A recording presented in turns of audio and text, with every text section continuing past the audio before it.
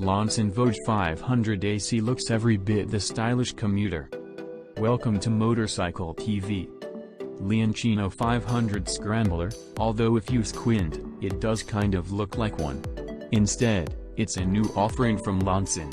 Specifically, it's a Voge 500AC, featuring the same 471cc parallel twin as found in the previous Voge 500cc entries.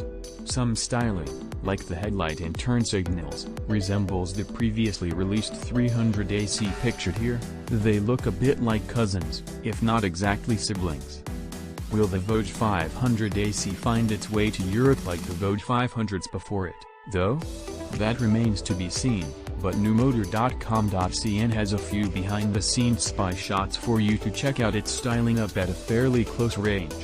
A few more carefully composed beauty shots can be found in the Revoholics Facebook post below.